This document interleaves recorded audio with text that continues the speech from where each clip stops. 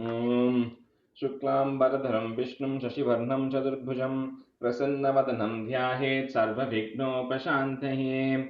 ॐ सहना भवतु सहनौ भुनक्तु सह वीर्यं करवावहै तेजस्विनावतीतमस्तु मा विद्विषावहै। ॐ शान्ति शान्ति शान्तिः। अगजाननपद्मार्कं गजाननमहर्निशम् अनेकदन्तं भक्तानाम् एकदन्तमुपास्महे। श्रीमहागणपतये नमः। गुरवे सर्वलोकानां विषजे भवरोगिणां निधये सर्वविद्यानां श्रीदक्षिणामूर्तये नमः। अस्मद्गुरुचरणारविन्दाभ्यां नमः।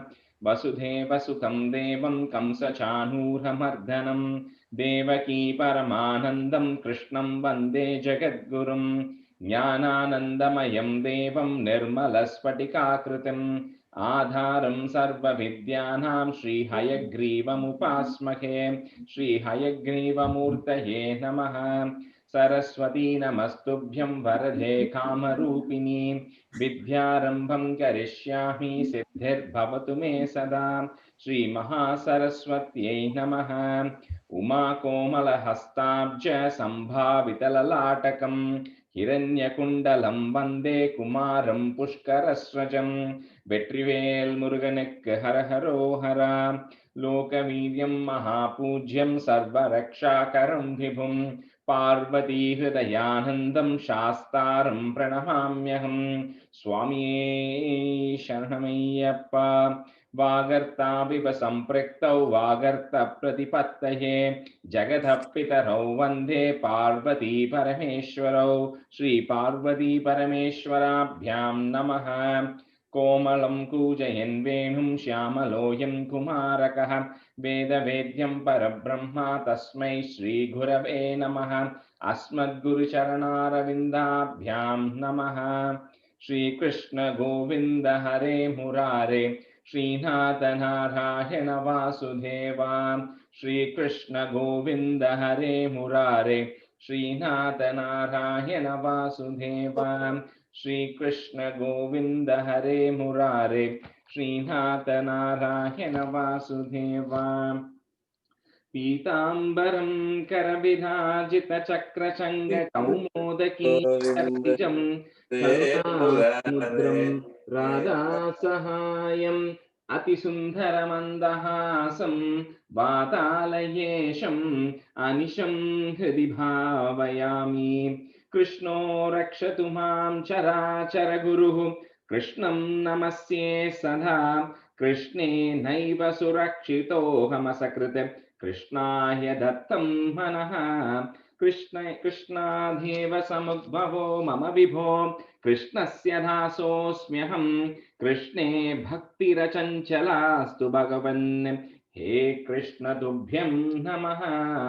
श्रीगुरुवायूरप्पा शरणं।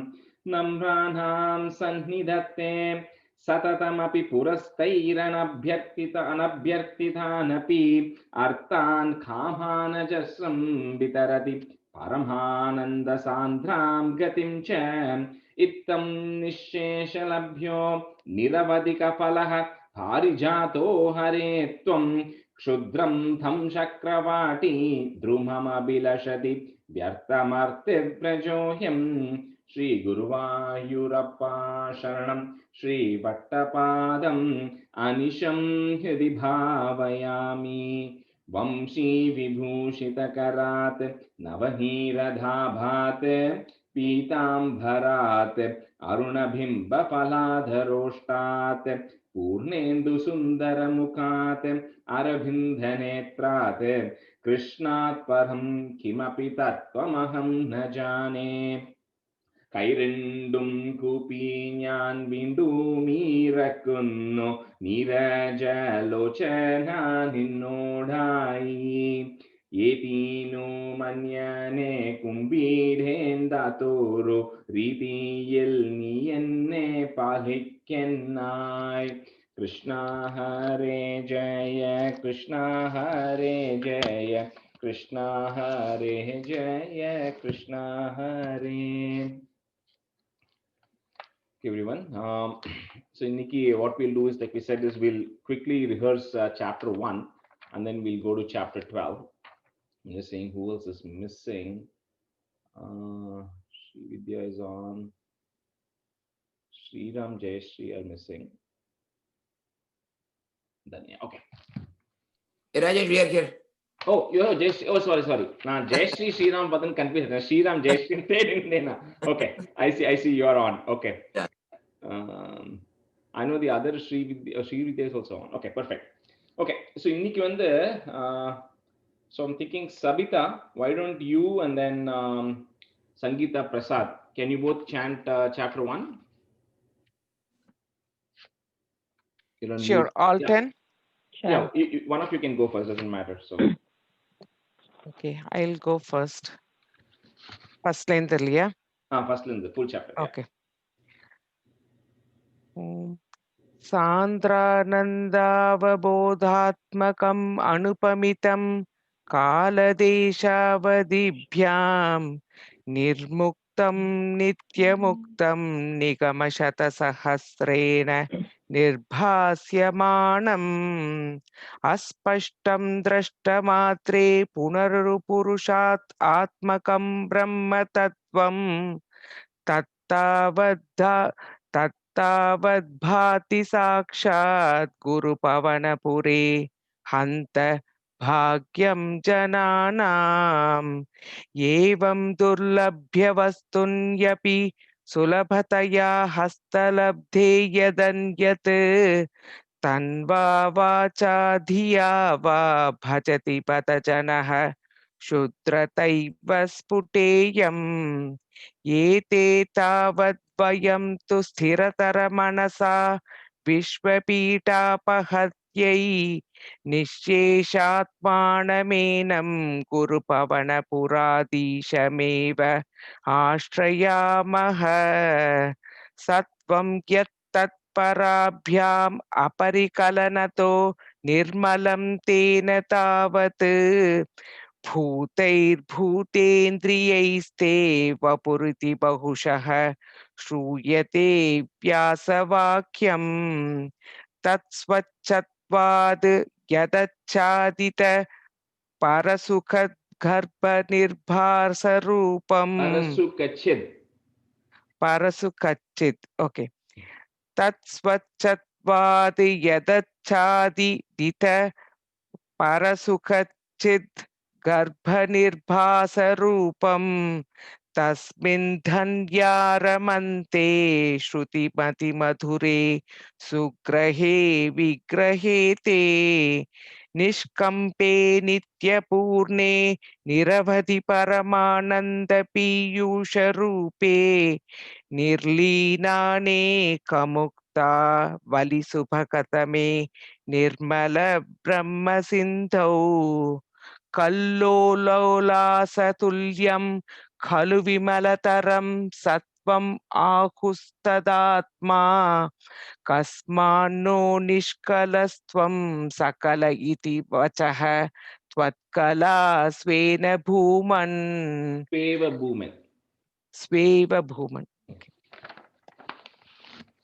स्वेव भूमन् निर्व्यापारोऽपि निष्कारणम् अजभजसे यत्क्रियामीक्षणाख्यां तेनैवोदेति लीना प्रकृतिरसति कल्पापि कल्पादिकाले तस्याः सब्शब्दमंशं कमपि. So can you say that line again? Tasya samshuddhamamsham. Yes. Tasya samshuddhamamsham kamapi tamati rodhayakam satvarupam satvam dritva dadasi swamahima vibhava kunta vaikuntha rupam tatte pratyagradhara धरललितकलायावली केलिकारम् लावण्यसैकसारं सुकृतिजनदृशां पूर्णपुण्यावतारं Lakshmi निःशङ्कलीला निलयनम् अमृतस्यन्दसन्दोहमन्तः सिञ्चत् सञ्चित सिञ्चत् सञ्चिन्तकानां वपुरकलये मारु Vapuranukalaye. वपुरनुकलये मारुतो घारनाथ The Marutha. Maruta Maruta Gharanatha. Can I do one more time? I have a doubt about Sinchit Sanchita Kanam. அது Yeah, எனக்கு whoever sent me the recording also were kind of making mistakes there. So it is Sinchat Sanchintakanam. So Sinchat, S-I-N, Chat, C-H-A-T-H. Sinchat, Sun, S-A-N, Chintakanam, C-H-I-N, Chintakanam. Sinchat Sanchita Kanam Sinchat Sanchintakana. ரெண்டு in இருக்கு. Sanchita Kanam. Okay. Sinchat Sanchintakanam. Okay. Can I do one more time that Yeah, one the alone? last two lines just do it. Okay. Yeah, third one. Lakshmi Nishankalila Nilayanam Amrita Syanda Sandohamantaha Sinchat Sanchintakanam Vapuranukalye Maruta Garanatha Correct. Kashtate Srishti Cheshta Bahutara Bhavake Dhavaha Jiva Bhajam Yityevam Purvamalochitamachitmaya Naiva Madhyabhijane No Chechiva Katham Va Madhurataramidam Tvadvapushchidra Sadhram Netraishotraischa Bhitva Paramarasa Sudha Bodhi Pure Rameran Namranam Sannidhatte Satatamapi Purastairanamabhyartitanapi Arthan Kamanajasram Vitarati Paramananda Sandram Gatim Cha Itham Nisheshalabhyo Niravadi Kapalaha Parijato Haretvam Shudram Tam Shakravati Drumamama Bhilashati அந்த line first the first word is Kshudram, K-S-H. Okay. Kshudram Tam Shakravati, S-H, Shakravati. Drumama-bilashati. Drumama Bilashati. Correct. Okay. Itham Nisheshalabhyo Niravadi Kapalaha Parijato Haretvam Shudram Tam Shakravati Drumama Bilashati Vyartamarthi Vrajoyam Correct. Karunyat Kamamanyam Dadati Khalu Pare Swatmamadastvam Swatmadatsvam Visheshat Aishwaryadishatenye Jagati Parajane Swatmano Pishwatrastvam Tvai Uchchairamanti Pratipada Madhure Chetana Spita Bhagyaha Tvam Chatma Ramaye Veti Atula Guna Ghanadhara Shaure Namaste Aishwaryam Shankaradishwara Viniyamanam Vishwatejoharanam Tejas Samhari Viryam Vimalamapi Yasho Nispruhaishopagitam Anga Sanga Sadashrir Akhila Vidasi Kwapite Sangavarta Tadvatagaravasinn Murahara Bhagavat Shabda Mukhya Shayosi. Very good.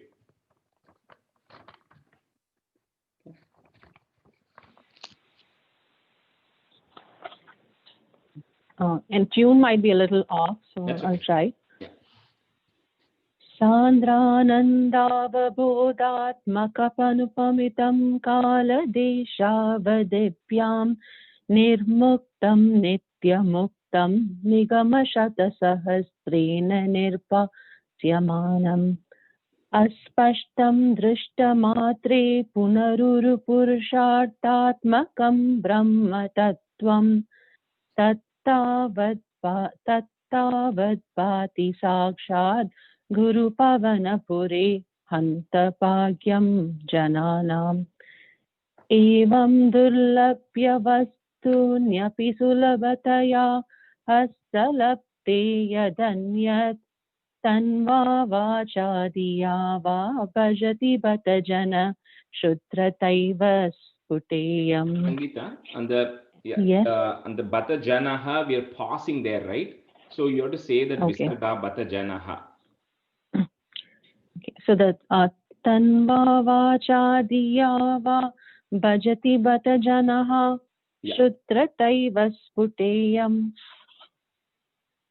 ete tavadvayam tu stiratara manasa vishwapida pahatyai nisheshatmanamenam guru pavana puradisha me vashrayamaha. Meva, we paused. So, another thing, because of the way you are, Ninga children, tune nala, you are not like able to stop at the right places. So, the Guru Pavana Puradisha Meva, we said, and then we said Ashrayamaha. Okay. You Nisheshatmanamenam Guru Pavana Puradisha Meva Ashrayamaha. Is that how? Okay. Yeah, that's right. Yeah. Sattvam yat tatparabhyam parikalanato nirmalam tena tavad bhutair-bhutendriyaiste vapuriti bahushaha shruyate vyasavakyam tatsvachatvadat yachat. That can you help me with that line? Tatsvachatvat. Swachatvat. Tatsvachatvat. Yadachapi. Okay. Tatsvachatvad. The tatsvachatvad yachat. Tatsvachatvat, and then you pause it there. Vat. Okay. Okay. Tatsvachatvat yadachadhita parasukachet. It goes that way. So it's pause it at tatsvachatvat. Tatsvachatvat yadachadit parasukachit karpa nirbasarupam tasmin danyaramante shrutimati madure sugrahe vigrahe te nishkampe nityapurne niravadi paramananda piyusharupe nirlinaneka Valisubagatame nirmala brahma sindho kallolola satulyam kalu vimalataram tattvamahusthadatma kasmanau nishkalastvam sakala iti vachastvat kallasveva bhuman. The vachas we removed that is and put a visarga there. So it will be sakala iti vachaha. And then pause, Tvatkala Sveva Bhuman. Okay. Kasmanau nishkalastvam sakala iti vachastvat. Vachas, don't say vachas. Make it vachaha. Okay. You remove vachaha. the is off. Okay. Sakala iti vachaha. Tvatkala Sveva Bhuman. Kasmanau nishkalastvam sakala iti vachaha tvatkala sveva bhuman nirvyaparopi nishkaranamaja bhajase yat kriyami kshanākyam. तेनैवोदेति लीना प्रकृतिरसति कल्पापि कल्पादिकाले तस्या संशुद्धमंशं कमपि तमतिरोधायकं सत्त्वरूपम् सत्त्वं धृत्वा ददासि स्वमहिम विभवाकुण्ठवैकुण्ठरूपम् तत्ते प्रत्यग्रदाराधरललितकलायावलिकेलिकारम् लावण्यैकसारं सुकृतिजन लावण्यस्यैकसारम् लावण्यैकसारम् is that right लावण्यैकसारं सुकृतिजनदृशां पूर्णपुण्यावतारं Lakshmi निःशङ्कलीला निलयन अमृतस्य सन्दोहमन्तः सिञ्चत् सञ्चिन्तकानां वपुरनुकलये मारुतागारनाथ कष्टाते सृष्टिचेष्टा बहुतर भव खेद Ange, please split out the sorry. Bahutara bhava. It's the words are bahutara bhava khedavaha. Okay. कष्टाते सृष्टिचेष्टा बहुतर भव खेदावहा जीवभाजा इत्येवं पूर्वमालोचितमजितमया नैव मत्याभिजाने नो चे जीवा कथं वा मधुरतरमिदं त्वद्वपुश्चिन्द्रसार्द्रं नेत्रैषु Sorry Sangeeta, anga vandu in illiye twadvapuschidra sadram.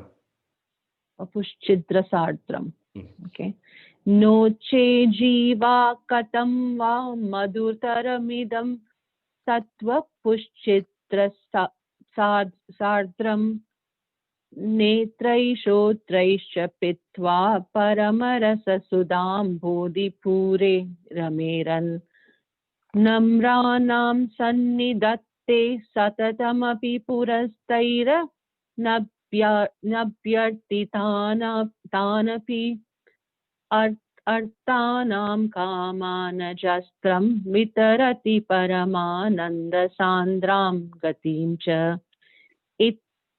इत्थं निःशेषलभ्यो निरवधिकफल पारिजातो हरे त्वं शुत्रं तं चक्रवाटी द्रुममभिलषति व्यर्थमर्ति प्रजोयम्.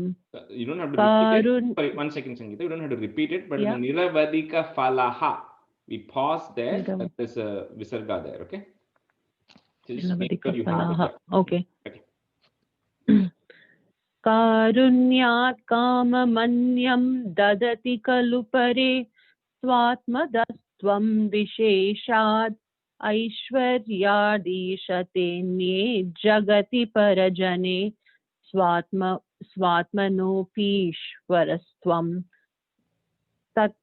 त्वय्युच्चेरारमन्ति प्रतिपदमधुरे चेतनास्पीत भाग्यात् त्वं चात्मा राम एतेत् अतुलगुणगणाधार शौरै नमस्ते. Sorry, couple of corrections. In the Swita Bhagyaha, there was a visarga at the end there. We removed the is from the last line, right? So Swita Bhagyaha. Next line is Tom Chatma Rama. Instead of Evetya, we made it Evethi, comma, Atula Gunaganadara. Okay, now Orkakudi on the line children. Tvayucheramanti Pratipada Madure Chetana Spita Bhagyaha Tvam Chatma Rama Eveti Atula Gunagana Dhara Shaure Namaste. Aishwaryam Shankaradishwara Viniyamanam Vishwatejoharanam तेजसंहारि वीर्यं विमलमपि यशो निःस्पृशैशोपगीतम् अंगासंगा सदा श्री अखिल विदसि न क्वापि ते संगवार्ता त्वद्धा Tadva. Tadva. तद्वातागारवासिन् मुरहर भगवन् शब्दमुख्याश्रयोऽसि. Okay, so I think your words are correct, mostly correct, just a few mistakes. But just see if you can listen to the recording again and get the tune so that you can stop at the right places also. Because that tune is going to carry to a lot of other chapters. So you got to get somehow familiarized with the tune. Okay, I know. Sorry, first it will this be a little one tough. I have. Right, I've just heard my mother and grandmother with this tune, so it'll take me a little time to get No away. worries, But no now worries. I'm trying. I'm trying. Yeah, no worries, no worries. Okay, so we'll go to chapter 12 today, right? So இன்னைக்கு so Sriram Jayashree, நீங்களும் பின்ன வந்து Srividya Ramesh, you both can be volunteers today, okay, for chapter 12. Yes. Okay. So this chapter is a different tune again, and there are not many tunes. The ரெண்டு tune தான் இருக்கு. What we learned in chapter 1 is one tune. What we're going to learn in chapter 12 is the second tune, because the lines are smaller lines, right? So that will repeat pretty much consistently. So let's start with stanza 1. Shri Krishnaya Parabrahmane Namaha. Swahyam bhuvo manurato jana sargashilo drishtva mahima samaye salile nimagnam srashtaramapa sharanam bhavadangri seva tuštashayam munijanai sahasatyaloke. So let's look into the meaning initially. So in the since we are doing chapter 12, so chapter 11 we are not doing, but chapter 11 is actually like a precursor to this chapter 12, right? So chapter 11 when the process of creation was going on, in one of the things, so the four sages, Sanaka, Sananda, Sanatana, Sanatkumara, they went to Vaikuntham. And then when they tried to enter to meet the Lord, there were two of the Lord's gatekeepers, Jaya and Vijaya, who were in the front. And they would not let those four people in. So these four sages then cursed them, saying that because you are not letting me in, you're going to be born in earth as Asuras. But in the Jaya and Vijaya were very devoted people. So they prayed to the Lord, and the Lord then came in and said, it's okay, sages have already cursed, so you are going to take birth. But we know this karma yogam and jnana yogam. There's another yoga called as samramba yogam, which is like through the Lord gives you moksham through kind of killing you, right? So the Lord said, okay, you'll get 3 lives in which I will come and actually eventually kill you. One as Hiranyakashipu and Hiranyakshan, second as Ravanan and Kumbhakarnan, and third as Sishupalan and Dantavakran, which happens when Lord Krishna comes. So in the chapter 12, Varaha Avataram, 12 and 13 is about Hiranyakshan, and then later on Hiranyakashipu comes in Narasimha Avataram, right? And Hiranyakshan is killed by Varaha Avataram. That's where his destruction happens. Rajesh, So, once again, yeah. I don't have a chapter 12 in the printout that you gave me. I don't know, like it says Bhagavat Swarupam and it says the second over here. Is that how I should follow, or? Like, you mean chapter 12 இல்லையா? இதுல வந்துட்டு chapter 1, 2, 3 போறது, and I think the last one is like Hiranya Garbhotpatihin irukku, the last one on the printout that I have right now. Can you just for now just go to prapati.com, Prapati, Prapati, and just search for Naraniyam. They spell Naraniyam as Nara, double E poda mata, double I potrpa. So Okay. just search for Narayan or something and then just download it for today. Okay. So then that happens. So then eventually what happens is Kashyapa, right? Here Lord Sage Kashyapa has 2 wives, Diti, Aditi, and so Diti then gives birth first to Hiranyakshan. So the Hiranyakshan, because of all his power, he gets powerful, and then he doesn't know what to do with all his power. So he goes, takes the earth and puts it underwater, right? And then once he puts it underwater, then he's trying to find who is his match. And the samayatla, then he meets Varuna and everything, and they tell him, oh, but Vishnu Narayan, he is going to be your match. So Hiranyakshan is now roaming around the world looking for the Lord. That's what happens in chapter 11. So chapter 12, so Swayambhuva Manu. So Swayambhu is someone who's born on their own, that is referring to Brahma. Swayambhuva Manu is the Manu who's born out of Brahma.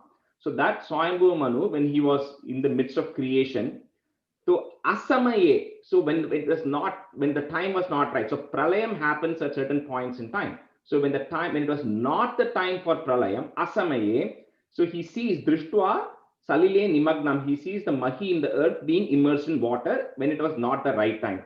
So what he does is, he then goes to Satyaloke, he goes along to Satyaloka along with Munijanehi, along with the sages, to meet Brahma. And Brahma was at the time Bhavat Angri Seva. So Lord Brahma was at that time busy serving in your feet. So at that time, the Swayambhuva Manu goes to Brahma to tell him this. That's what is happening in stanza 1. So Swayambhuvo Manuratho Jana Sargashilo, comma, Drishtva Mahim Asamaye. You can say it as Mahim Asamaye, that's also fine. It is Mahim Asamaye, Mahim Asamaye, Salile Nimagna.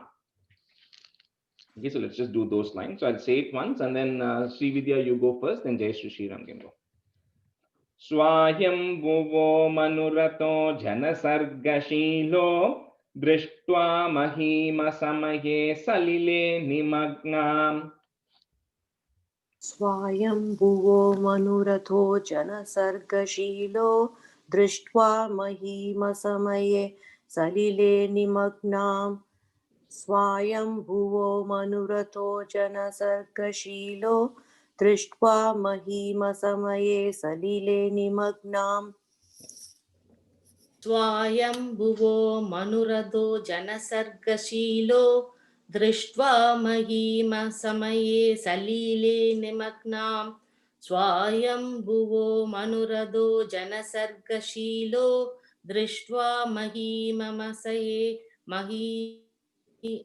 Samaye Salile Nimagnam. Yeah, Jai Mahim Asamaye. Okay, the word. Okay, next. Srashtaram Apa Sharanam. Put a comma after Sharanam, so you can pause there. Srashtaram Apa Sharanam, comma. Bhavadangri Seva. Then put a plus to join the next line.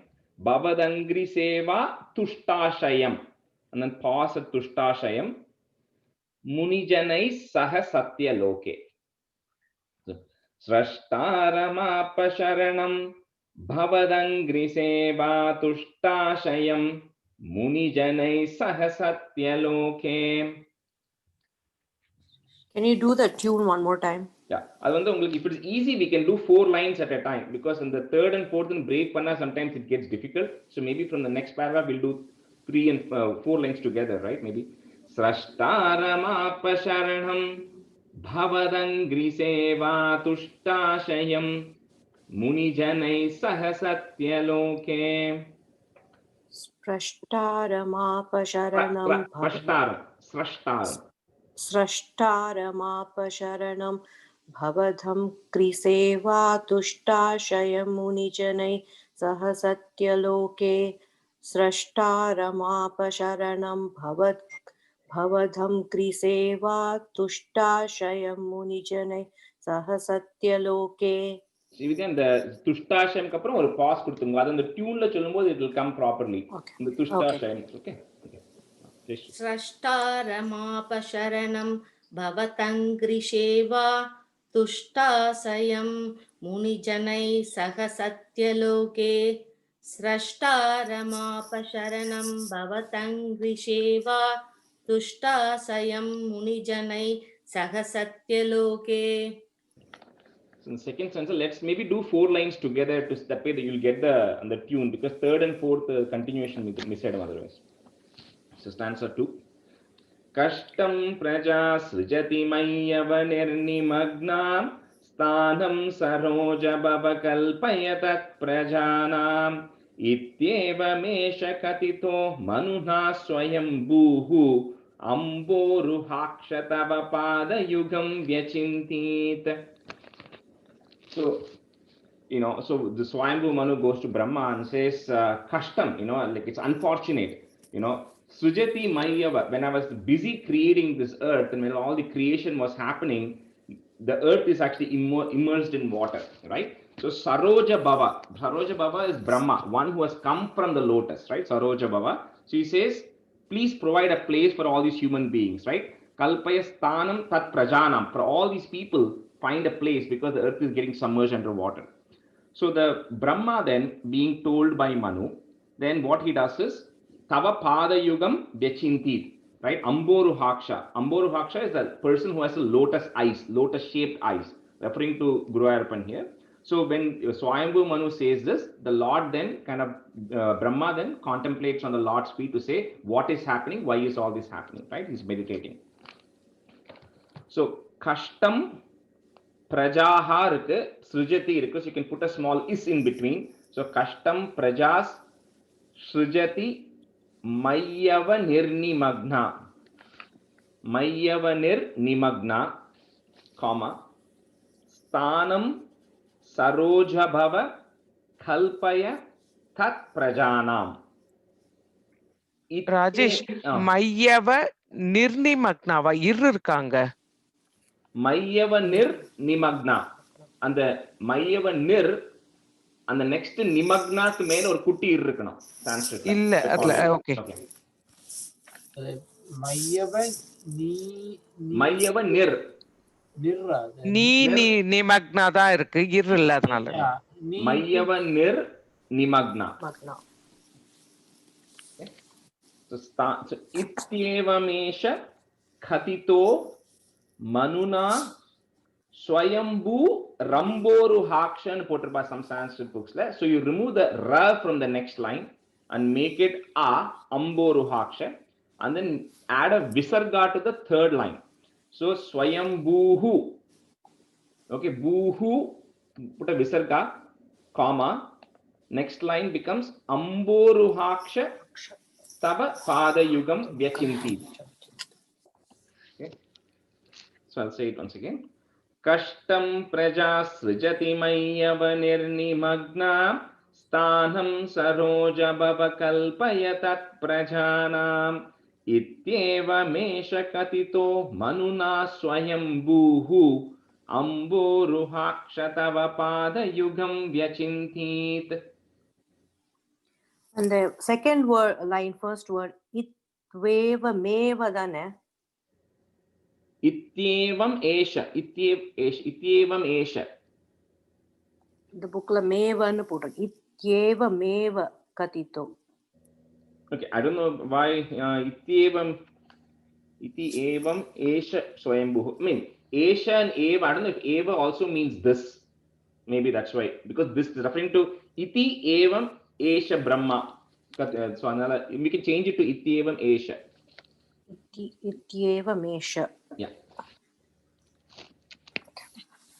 Kashtam praja srujati mayava nirnimagna sthanam saroja bhava kalpayatat prajanam ityeva mesha katito manuna swayambhuhu amboruhaksha tava padayugam vyachintita titha Kashtam praja srujati mayava nirnimagna Sthanam saroja bhava kalpaya tat prajanam ityeva mesha katito manuna swayambhuhu amboruhaksha tava padayugam vyachintita. Kashtam praja sujati mayava nirnimagna sthanam saroja bhava kalpayat prajanam ityeva mesha kadido manuna swayambhuhu amboruhaksha tava padayugam vachintit. Kashtam praja sujati mayava nirnimagna sthanam saroja bhava kalpayatat prajanam ityeva mesha kadito manuna swayambhuhu amboruhaksha tava padayugam vachintit. stanza 3. Ha ha vibho jalamaham nyapibam purastat adyapi majjati mahi kimaham karomi ittam twadhangri yugalam sharanam yatosya nasa putat samabhavashishukola rupi. So here then Brahma then says, so Brahma then goes to meet the Lord, right?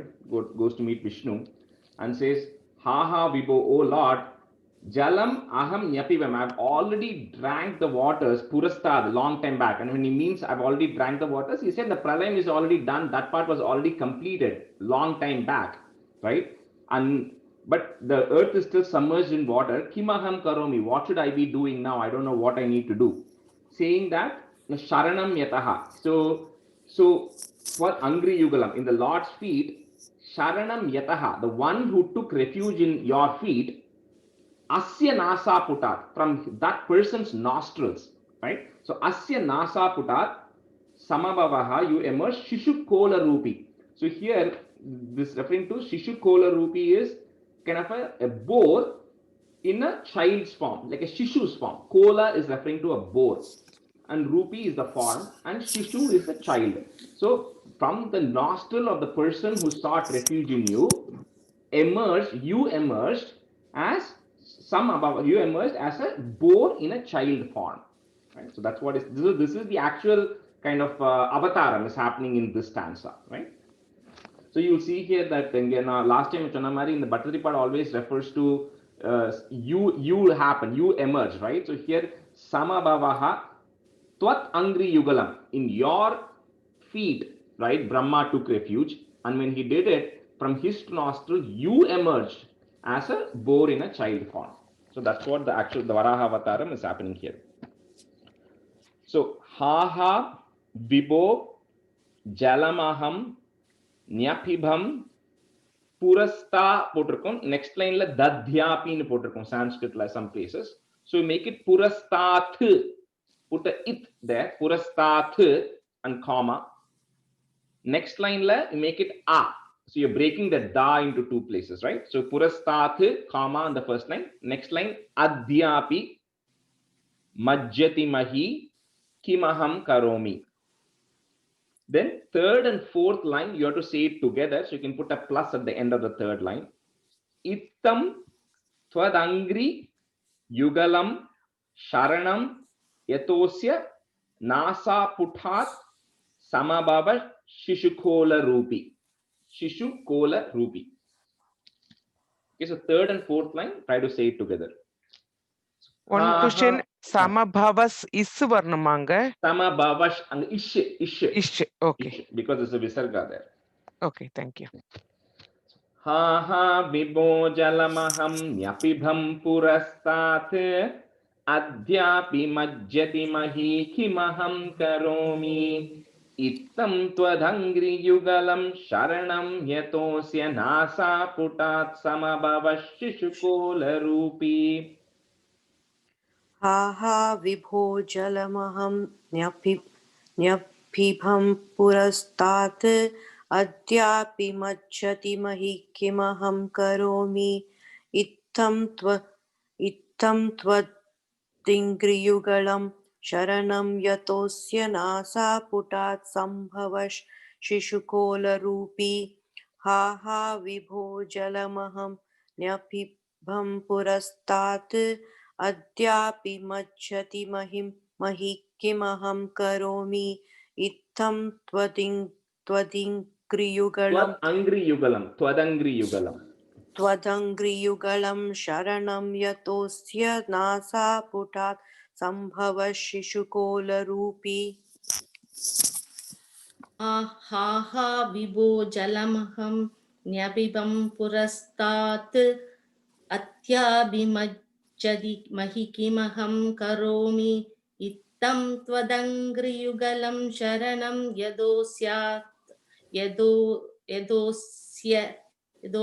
नासापुटात् समभव शिशुकोलरूपी हा हा विभो जलमहं न्यपिबं पुरस्तात् अत्याभिमज्जति महि किमहं करोमि इत्थं त्वदङ्घ्रियुगलं शरणं यदोऽस्यस्य नासापुडात् समभवत् शिशुकोलरूपी.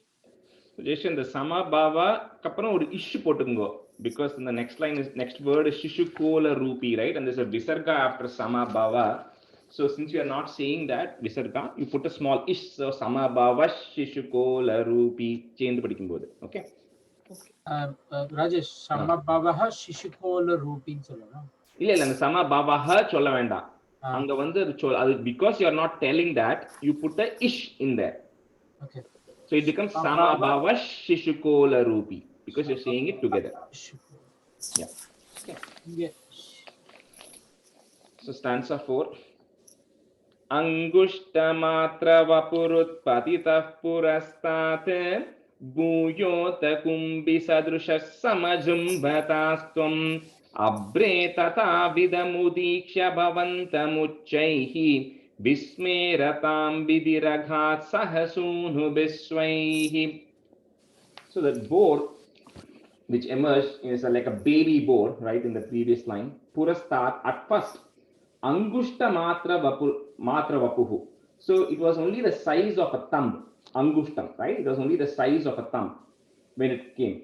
Ataha, later on, that grew into Sambrijaha, you grew into Kumbi Sadrishaha. Kumbi is referring to an elephant, right? So then, which was what was the size of a thumb, then started growing in size and then became the size of an elephant. So Vismeratam, so Brahma was now, along with his sons, Sahasuni Bihiswai. So Brahma, who is now along with his son, seeing all this happening, and then Bhavanta Muchehi Abre, in the sky, he is now seeing this thing becoming larger and larger in size, and everybody is really amazed or wondering what is happening at this point, right? What came out of my nostril and what has now become so big.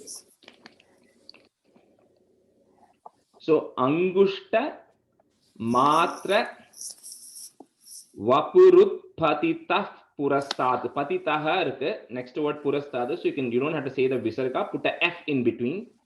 So Angushta Matra Vapurutpatitah Purastat, comma Bhuyota Kumbi Sadrishas. You can put a is there instead of the Visarga. Kumbi Sadrishas Samajrimba Thastvam. Samajrimba Thastvam. Abre Thatha Vidam Udikshya Bhavantam Uchaihi. So in the next line, the Vismeratam, the weak male or irrikanam in Sanskrit, or in English, they would have put an R. So remove that ir off from the fourth line and put a Visarga at the end of the third line. So Bhavantam Uchaihi, comma. Next line, remove the ir. So it becomes Vismeratam Vidiraghat Sahasunubiswaihi. Okay, so only main correction is third line, you put the Visarga instead of the ir on the fourth line. Okay. So generally in the Visarga, since we are not stopping at certain places, if the next word is starting with a sa, then when you're saying it together, you put a is in between the previous word and the next word instead of the Visarga. If it is starting with pa, then you put a f in between. That way you can say it together. So soon the Kumbi Sadrishas Samajumbatastum. Priya. Rajesh, and the first line and the Vapuru, they be split panel. Angushta Matra. That's actually the word is Vapuhu Utpatita. Utpatita. Okay. So Vapur Utpatita. If you literally want to break it that way, it will be Angushta Matra Vapur Utpatita Purastat. But you don't have to explicitly break panna vendanga. So you try to say it together as much as possible. Okay. So I'll say it once here. Angushta matra vapurutpatitah purastat bhuyota kumbi sadrishas samajrimbatastvam abre tata vidamudiksha bhavantamuchaihi Vismeratam Vidiraghat Sahasunu Angushtamatra vapurutpatitah purastat bhuyota kumbhi sadrishas samajrimba thastvam अब्रे तथा विधम् उदीक्ष्य भवन्तमुच्चैः विस्मेरतां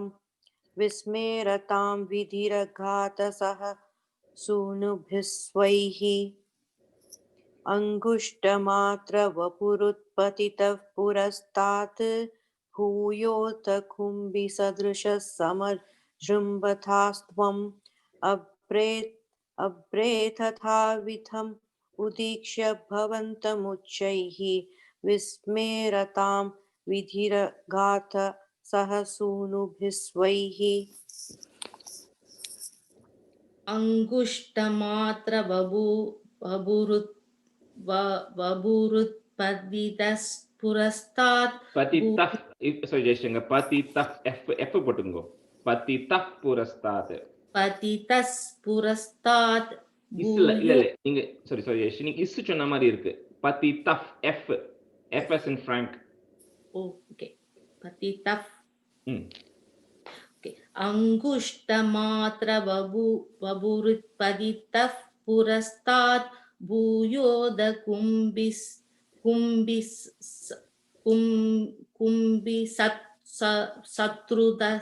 शत्रुसस् समृजम्ब Sama, kumbi sadrushas, sama, jrumba thastvam. समजुम्ब्र Jrumba. समजृम्ब तदास्त्वं Tathastvam அல்ல, வெறும் தாஸ்துவம். Sama, jrumba thastvam. समजृम्ब तास्त्वं Correct. अप्रेतदाविदम् उदीक्ष्य भवन्तमुच्चैः विस्मेरदां विदिरकात् सह सूनुभिस्वै अङ्गुष्टमात्र वपुरुत्पतितः पुरस्तात् भूयोद कुम्भि शत्रुसस् समजृम्ब तदा समजृम्ब तास्त्वम् Correct. अप्रेतदाविदम् उदीक्ष्य भवन्तमुच्चैः विस्मेरदां विदिरकात् सह सूनुभिस्वै Correct. Swaihi. இந்த கடைசில எண்ட்ல அந்த விசர்க இருக்கு ஸ்வை. स्वै Yeah. So next to fifth. Kosa vachintya mahima kitiruttito me nasa putat kimu babeda jitasya maya ittam vichintayati dhatari shailamatraha sadhyo bhavan khila jagarjita ghora goram. Right, so they are now kind of wondering what is happening, what is it come out. So then at first, right, so we covered that. So kaha asau, right? So Brahma and every sons are asking, who is this, right? Who is this kitty, the boar? Achintya mahima. It seems to be of like unconceivable glory, mahima. It seems to be so like glorious one. With me nasa putat uttitaha. This boar which has come out of my nostril. This seems to be a special boar. It's not a normal boar, right? It seems to be of unconceivable glory. Or ajitasya maya. Jitam is to win. Ajitasya is somebody who cannot be defeated, right? You can't win over that person. So ajitasya is the invincible maya. Is this the invincible lord, right? Whose maya is actually playing out. Ittam vichintayati. So Brahma was kind of wondering, is this a boar of some unconceivable glory, or is it the Lord's maya? So when Brahma was thinking like that, Sadhyaha Bhavan, so soon you, the Lord, right? Shaila Matraha, now you was previously the size of an elephant, started growing bigger and became the size of a mountain. Again, these are all just relative scales, right? All they're trying to say is the boar is becoming bigger and bigger in size. So it's becoming bigger, the size of a mountain, and Jagarjita Ghora Goram. So it then gave out a roar, right? Which was a very Ghora Goram, and a very Goraman or a roar it actually emitted. So it's just becoming bigger in size. So Kosava Chintya Mahima, like we said, is Kaha Asau Achintya Mahima, right? But அது வந்து mix பண்றதுனால it becomes Kosava Chintya mahima kitir uttitome comma nasa putat kimu bhavet ajitasya maya. So nasa putat kimu bhavet ajitasya, you're saying it together as bhavat ajitasya. If you say it together or you want to break it, you can say bhavet ajitasya maya. Second line. Ittam vichintayati dhatari shaila matraha comma sadhyo bhavan kila jagarjita ghora goram. So kosa vachintya mahima kitiruttito me nasa putat kimu bhaveda jitasya maya ittam vichintayati dhatari shaila matraha sadhyo bhavan kila jagarjita ghora goram. कोसावचिन्त्य महिमा किटिरुत्थितो मे नासा पुठात् किमु भवेत् अचिन्त्य माया Ajitasya.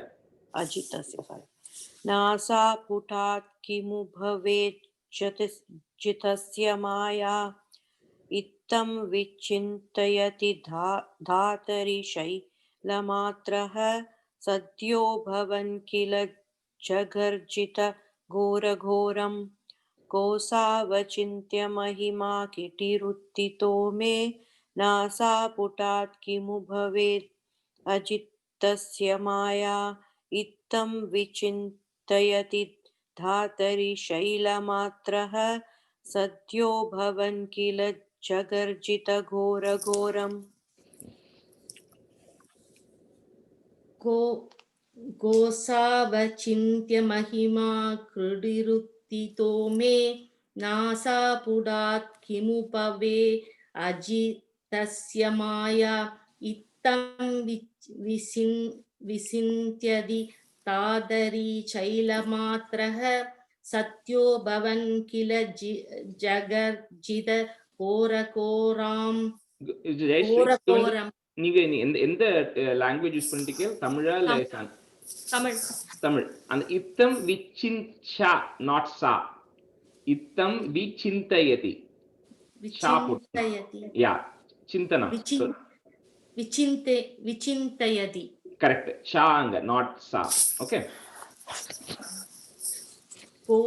कोसावचिन्त्य महिमा क्रीडिरुत्थितो मे नासा पुडात् किमु भवे अजितस्य माया इत्थं विचिन्तयति तादरी शैलमात्रः सत्यो भवन् किल जगर्जित घोरघोरम्. ராஜேஷ் இந்த ரெண்டாவது லைன்ல நாஷா புடாத் கிம பவேதஸ்ய பவேதஜஸ்ய மாயா இல்ல பவேத் ஒரு word. Okay. So bhavet kimu bhavet is one word. Ajitasya, okay, aji aji tasya tasya ajitasya nasha pudat kima bhavedasya maya illa kimu bhavet. If you want, make a small pause at bhavet. Nasa putat kimu bhavet ajitasya maya. bhavet ajitasya maya. Correct. Yeah, so actually break it, write it down in English if you want also, right? Bhavet ajitasya. Say the word change சொல்ல வேண்டாமா? bhavet change தான் சொல்லணும். அது change சொல்லும்போது if you say it fast it will come automatically.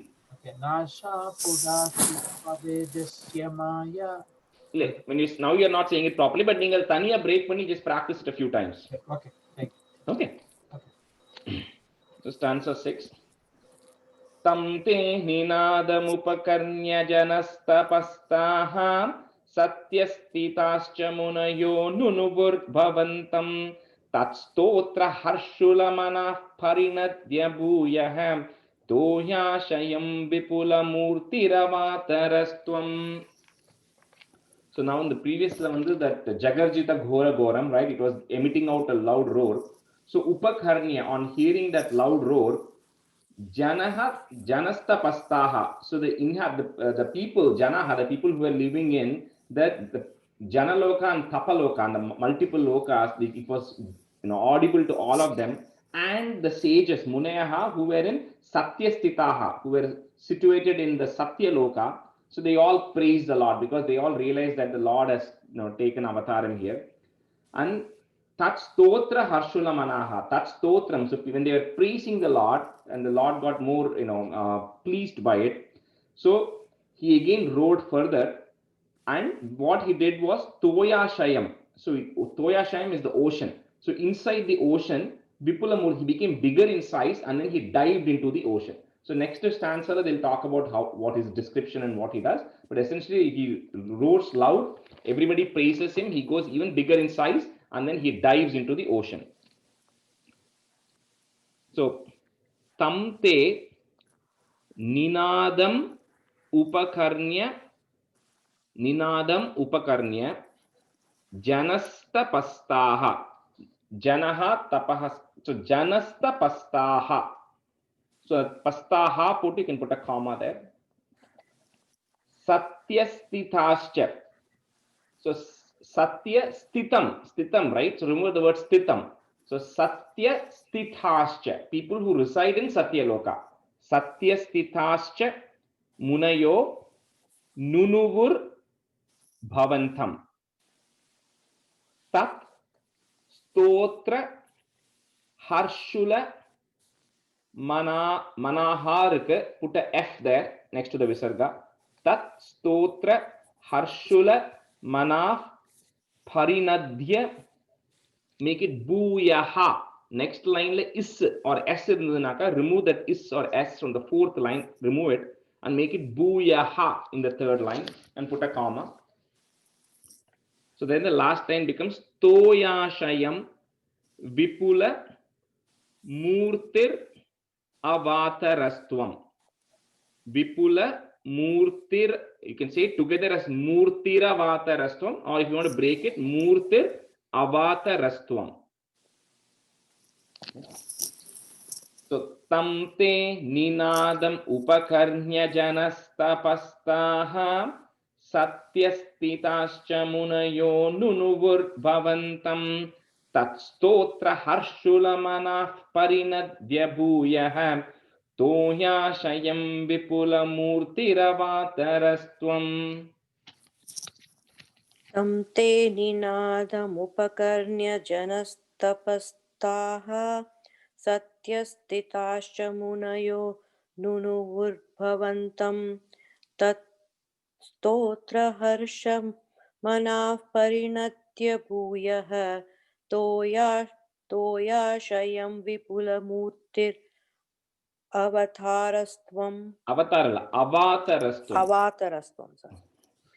Tam te ninadamupakarnya janastapastaha satyastithascha munayo nunuvurбhavantam tat stotra harshamana parinatya bhuyah. Sorry, Shrividya. Tat stotra harshulamana. Tatrotra harshulamana parinatya bhuyah toyashayam vipula murtiravastarastvam. Tam te ninadam upakarnya janastapastaha satyastidistascha munayo nunuvurбhavantam tastostra harshula manahaf parinatya bhuyaha toyasayam vibala murtir avadarastvam. Yeah, a couple of quick corrections. First line on the staha, janasta pastaha, extra taha. Okay. There was something else. Okay, I'll tell you. There's one other small correction, but I'll fix it. Okay. Tamte ninadam upakarnya janasta pastaha satyastiditacha. Angada. Satyas, Satya, okay, Satya, Ah. Stita. Stita is one word. Stita is to be there, right? So Satya Stitascha. Yeah, yeah. Satyasta. Yeah, Satyasthala. Satya Stitascha. Oh, Satya. Okay. Okay. Satyastidascha. Yeah, correct. Munayo. Satyastidascha munayo nunuvur bhavantam tatstostra harshulamanav parinatya bhuyaha stoyasayam vibulamurtir avadarastvam. Correct. Okay, so the first second line again for clarity is it's Satya Stitascha. For you can break it literally at Satya Stitascha. 2 words if you want, right? Satyastidascha. Correct. Okay, so 7. Urdhva prasari paridhumra viduta roma protshipta valadiravang mukha ghora ghonaha turna pradirna jalada parigurna dakshna stotrun munin shishirayenna vateri tattvam. So here they're describing how the boar actually is, right? So it's got like paridhumra viduta roma, the romam, the hair which is on the boar is dark red colored, and the urdhva prasari, it's standing erect, and then the proshipta valadi, the tail of it is lifted upwards, and then with his nose or the face pointing downwards, parigurna takshna, the eyes are like open eyes, rolling eyes, and then with very ease it's jumping through the clouds, and then all the sages are now praising. So essentially it's a really large boar, dark red color, and then with eyes, rolling eyes, and in an angry way it is now piercing through the clouds and then getting into the water. So if you break this here, first line, urdhva prasari paridhumra viduta roma. You can break it literally into those 5 parts. Urdhva prasari paridhumra viduta roma, comma, protshipta. So Proth, protshipta. Valadiravang, val, remember the word val, tail, right? So valadiravang mukha ghora ghonaha. Valadiravang mukha ghora ghonaha. Turna pradirna jalada, we can put a F after that. Turna pradirna jalada parigurna dakshna. Inge nare in the na vardu, the Sanskrit na, right? So just be careful, you're emphasizing that. Parigurna dakshna. Stotrun. So it's like a not stotrun, right? It's a extra emphasis. Stotrun munin shishirayan vateri tattvam. Shishirayanna, double N irukku. So shishirayanna vateri tattvam. So urdhva prasari paridhumra vidhuta roma protshipta valadiravang mukha ghora gonaha turna pradirna jalada parigurna dakshna stotrun munin shishirayenna vateri tattvam. ऊर्ध्वं प्रसारि परिधूम्र विधूत रोमा प्रोक्षिप्त वालधि रवांगमुख घोर गोणः tern प्रदीर्ण जलदः परिघूर्ण दक्षिणा स्तोतृन्मुनीन् शिशिरयन्न वतेरि तत्त्वम् ऊर्ध्वं प्रसारि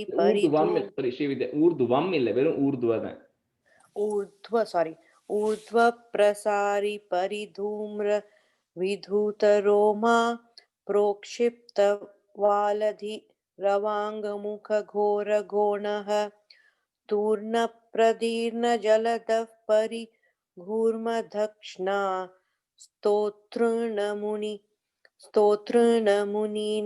शिशिरयन्न वथेरितत्वम्. So நீங்க வந்து அந்த ஸ்தோத்ரன்னு முனின்னு emphasize பண்ண வேண்டாம். Then you will kind of Okay. lose the tune. So just say ஸ்தோத்ரன் Muni. Yeah. स्तोत्रन् मुनीन शिशिरयन्न वतेरितत्वम्. Yeah. ऊर्ध्व प्रसारि परिधूम्र विदूतरोमा प्रोक्षिप्त वालदिरवाङ् मुखकोरकोणः दूर्न प्रदीर्ण जलदः परिपूर्ण दक्षिणा स्तोतृन्मुनीन् சிசிரன்ன இல்ல அது வந்து ஷா, அது ஷா, ஓகே, நாட் சா. ஷா, SH. எங்க இந்த சிஷிர என்ன இருக்கு இல்லையா, அது வந்து SH, ஷா, சிஷி, நாட் சா. ஓ சிசிரன்ன, சிஷிரயன், சிஷிரயன், சிசிரயன், என்ன, யா கரெக்ட். சிஷிரயன்ன வதேரி தத்துவம். शिशिरयन्न वतेरि तत्वम्. Correct. ऊर्ध्व प्रसारि परिधूम्र विदूतरोमा प्रोक्षिप्त बालदिरवाङ् मुखकोरकोण दूर्न கோணஹ, sorry, கோணஹ இருக்கு. கோணஹ, yeah, கோணஹ दूर्न प्रदीर्ण जलदः परिकूण दक्षिणा स्तोतृन्मुनीन् शिशिरयन्न वदेरितत्वम्. Correct. So in the markings, as we are kind of going through this, make sure you're marking it and keeping. Everybody will forget those corrections. That's why I recommended either buy a book or you have to get a printout. Right? So stanza 8. Antarjalam tadanu sankulanakra brahmyattimingilakulam kalushor mimalam abhishya bhishanaraven rasatalastan akampayan vasumatim agaveshayastvam. So in the meaning as we're telling, right, at some points we want to mark it and keep, because that will really help you understand some words as to what is happening. So Antarjalam, so the inside of the waters, when the boar is now entering, Sankula Nakra Chakram, right? Nakram is referring to crocodiles, Chakram is circles. So when he's entering into the water, the crocodiles are kind of circling around in the water. Brahmya Timingilam, referring to whales, dolphins, whatever the aquatic animals, right? So Timingilakulam. So it was like, the whales are also kind of whirling around. Kalusha Urmi Malam. Urmi is waves. So the waves are very turbulent. So it's kind of describing the ocean here. So Rasa Talastan. So actually I forgot to tell. So where this, and when you look at the, and I'll send an image of this, right? So in the Bhumi irukku, then you have Patala, Rasatala, Talatala, ellam it goes, right? Patala, it goes at the very end. So it is actually at the very bottom most of that description of the layers, right? Satyaloka is at the very top. This Patala is at the very bottom. So it is at the very bottom in the ocean of Patala. Just above Patala is Rasatala. So that's why here they're saying the Rasatalastan, the inhabitants, the people who live in Rasatala, were accompanied, were all like terrified or were very all afraid. And then Vasumatim, the earth, right? So the Lord is then searching for the earth with Bhishana Ravena, with a big roar. So it's now, the boar is now entering, and it is almost all the way from Satyaloka, it has almost reached down to Rasatala right now. Okay, so in the இடத்துல வந்து நீங்க அந்த சில words, திமிங்கிலம், அதெல்லாம் வந்து you should be able to refer, mark it and keep, so you know what, so you can say that correctly, right? So Antarjalam Thadanu Sankula Nakra Chakram. Sankula Nakra Chakram, comma, Brahmyat Timingila Kulam. So Brahmyat Timingila Kulam Kalushor Mimalam. kalushor mimalam avishya bhishanaraveena rasatalasta nakampayan அப்படின்னு இருந்ததுனாக்கா you make it rasatalastanu, put a in at the end of the third line and put a comma. So rasatalastanu, comma. Next line, remove the na and make it a. Akampayan. Yes, we kind of broke that na into two, in and a. So akampayan vasumatim. Vasumatim is earth. So vasumatim agavesha yastvam. Vasumatim agavesha yastvam. So antarjalam tadanu sankulanakra chakram Bhramyattimingilakulam kalushor mimalam avishya bhishanaraveena rasatalasthane akampayan vasumatim agaveshayastvam. Antarjalam tadanu sankulanakra Bhramyattimingilakulam kalushormimalam avishya bhishanaraveena rasatalastan akampayana vasumati. Should I here I have this vasumati magavesha Vasumatim im. You make it and the vasu, instead of saying vasumati mavagesha yastvam, you make it vasumatim agavesha yastvam. Okay. Akampayana vasumatim agaveshayastvam antarjalam tadanu sankulanakra Bhramyattimingilakulam kalushormimalam avishya bhishanaraveena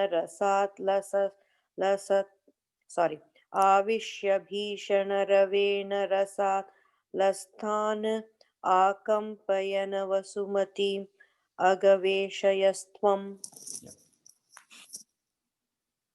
Andarjalam tanu sangula Tadanu. Andarjalam tadanu shangula nakra chakram Bhramyattimingilakulam kalushormimalam avishya bhikshana rasatalastan akambayan vasumadim agaveshya satvam. Agavesha yastvam. Agavesha yastvam. Yastvam. Okay. Andarjalam tadanu shangula nakra chakram Bhramyattimingilakulam kalushormimalam avishya bhikshana rasatalastan akambayan vasumadim agavesha yastvam. Stanza 9.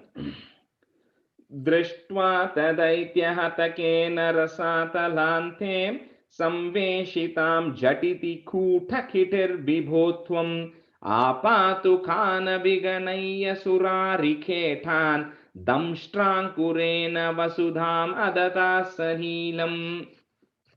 So Drishtva, so on seeing the Daitya Hatakena, right? So the Asura, right, who had actually taken it, Drishtu, on seeing the earth, where Rasatala Ante, at the bottom of Rasatala, right, so the Patala, which the Asura had kept, what the Lord did was Adata Vasudam, the Lord lifted the earth, Kutakiti, the boar lifted the earth, where Damstrang Kurena. So on the boar, the tusk or horn or tusk actually. So the tusk which is there on the boar, at the tip of the tusk, the size of the boar was so big that it was able to lift the entire earth at the tip of its tusk. Damstrang Kurena. Salilam, as if it was a sport. It was not a challenge at all, right? So rumba easier, the boar went in and it lifted the earth from there.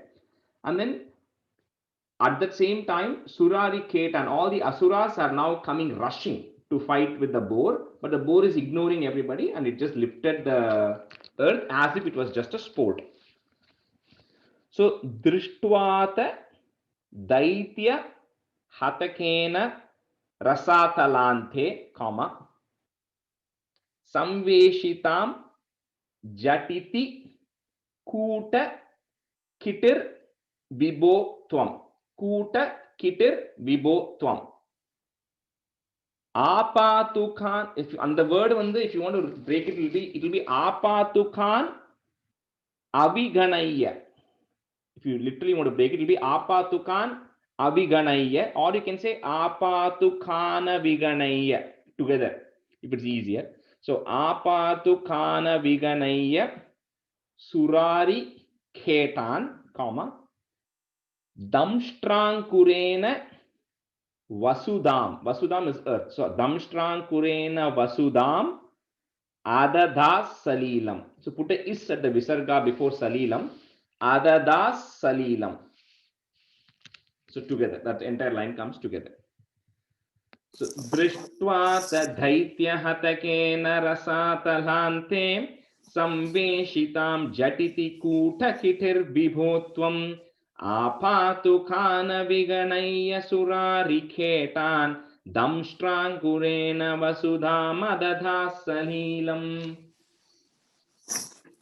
दृष्ट्वा तदैत्यहतकेन रसातलान्ते संवेशितां झटिति कूटकिटिर्विभोत्वम् आपातुकानविगणय्य सुरारिकेटान् धृष्टाकुरेण वसुधा मदधा सलीलं. Vasudam Adata. You break it that way. वसुधाम् अदधा. Yeah. दृष्टावत दैत्यहतकेन रसातलान्ते संवेशितां झटिति कूटकिटिर्विभोत्वम् आपातुकानविगणय्य सुरारिकेटान् द्रंष्ट्राङ्कुरेण वसुधाम् अदधास सलीलम्.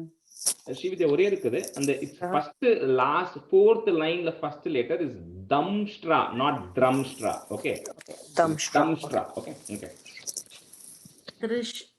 दृष्ट्वा दैत्यहतकेन रसातलान्ते संवेशितां जडिति कूटकिटिर्विभोत्वम् आबादुकान् अभिगणय्य सुरारिकेटान्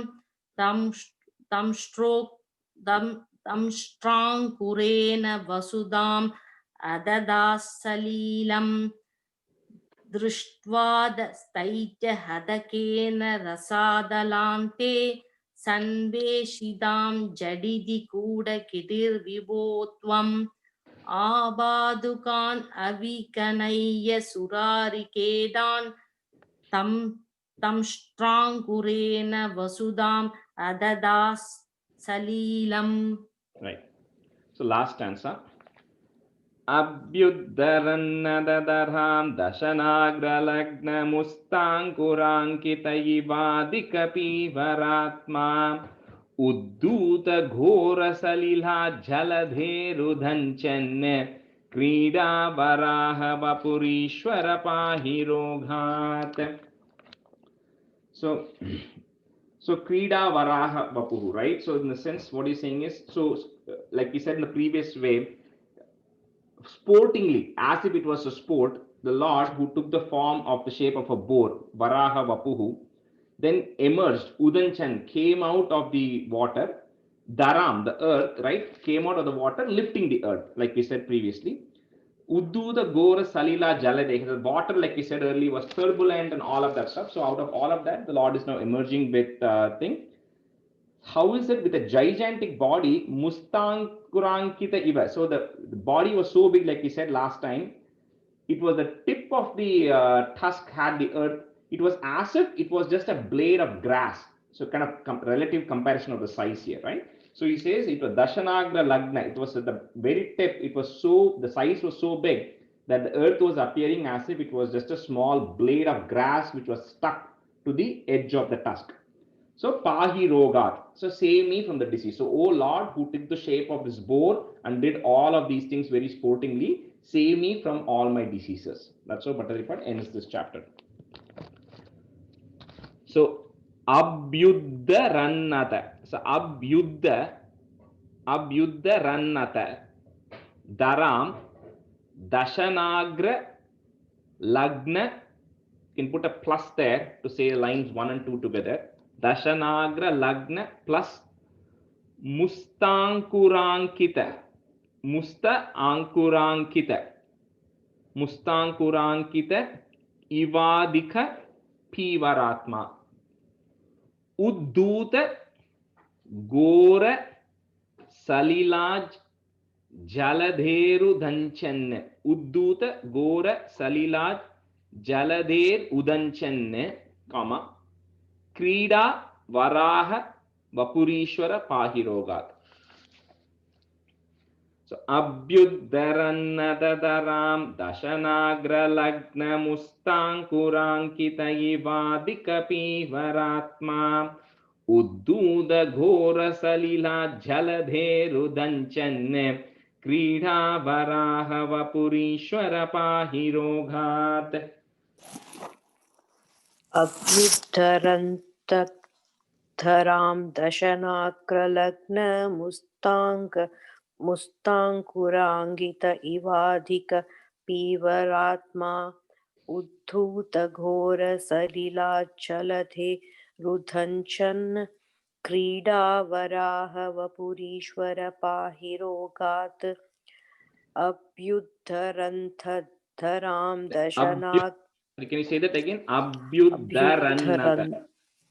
अभ्युद्धरन्नथ Correct. अभ्युद्धरन्नथ धरां दशनाग्रलग्न मुस्ताङ्कुराङ्गित इवाधिक पीवरात्मा उद्धूतघोरसलिलाचलधे क्रीडावराह वपुरीश्वर पाहि रोगात् अभ्युत्तरन्नतरां दशनाक्रलग्न मुस्ताङ्कुराङ्गित इवादिक बीवरात्मा उद्धूतघोरसलिलाजलधे रुदसञ्जन् Jaladeru danchanne. तलदेरु Danchanne. ಅಲದೇರು ಜಲದೇರು இல்ல danchan இங்கிலீஷ்ல வந்து எழுதினாக்க DANCHAN danchan. ದಂಚನ್ ಕ್ರೀಡಾ ವರಾಹ ವಭುರೀಶ್ವರ ಪಾಗಿರೋಗಾತ್ ಅಭ್ಯುತ್ತರನ್ನದತರಾಂ ದಶನಾಕ್ರ ಲಗ್ನ ಮುಸ್ತಾಂಕುರಾಂಕಿತ ಇವಾದಿಕ ಬೀವರಾತ್ಮ ಉತ್ತೂದಕೋರ ಸಲಿಲಾ ಜಲದೇರು ತಂಜನ್ ಕ್ರೀಡಾ ವರಾಹ ಬಭುರೀಶ್ವರ ಪಾಗಿರೋಗಾತ್. Jason, second line la வந்து second line last part வந்து it's pivaratma pa p, okay? Pivaratma. Correct. Shri Krishna Parabrahmane Namah. So that concludes this chapter correctly on time. So nama vandu we'll say Sandrananda were the first ones, and then we'll end it with Kayena Vacha.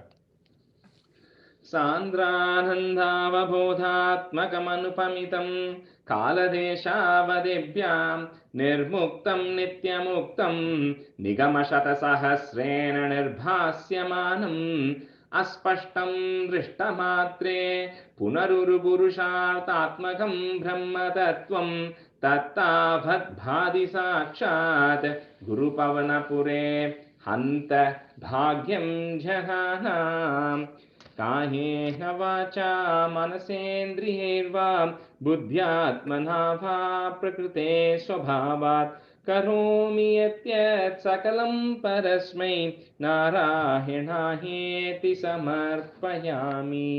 Rajesh, இந்த ஃபர்ஸ்ட்ல இருந்து சொல்லிரேல அந்த 12th chapter ஒரு last time சொன்ன மாதிரி. என்னது இப்ப நம்ம பண்ணோமே அத முதல்ல இருந்து நீங்க சொல்லிரேலான்னு ஒரு தடவை. I can tell, but 8:30 ஆயிடுது in case people want to drop, but otherwise நான் எப்படி ரெக்கார்டிங் அனுப்புவேன், but I can just say it once. If anybody, no, if people have to drop, that's fine. You mean the whole thing, right? Yeah. Anyway recording அனுப்புறேன் இல்லையா? Recording அனுப்பிச்சிடுவேன் எப்படியும். I'll just say it will take only 2 minutes or 3 minutes, right? இது Yeah. கொஞ்சம் first ராகம் கொஞ்சம் டிஃபரெண்டா இருக்கனால கொஞ்சம் little bit ஸ்லோவா கொஞ்சம் பிரிச்சு சொல்லி. ஆமா நான் ஸ்லோவா சொல்றேன். நான் ஸ்லோவா ரெக்கார்ட் பண்றேன் அத. ஓகே. स्वायम्भुवो मनुरतो जनसर्गशीधो दृष्ट्वा महीमसमये सलिले निमग्नां स्रष्टारमापशरणं भवदङ्घ्रिसेवातुष्टाशयं मुनिजनैः सह सत्यलोके कष्टं प्रजा सृजति मय्यवनिर्निमग्नां स्थानं सरोजभव कल्पय तत्प्रजानाम् इत्येवमेष कथितो मनुना स्वयंभूः अम्बोरुहाक्ष तव पादयुगं व्यचिन्तीत हा हा विभो जलमहं न्यपिभं पुरस्तात् अद्यापि मज्जति मही किमहं करोमि इत्थं त्वदङ्घ्रियुगलं शरणं यतोऽस्य नासापुटात् समभवः शिशुकोलरूपी अंगुष्टमात्रवपुरुत्पतितः पुरस्तात्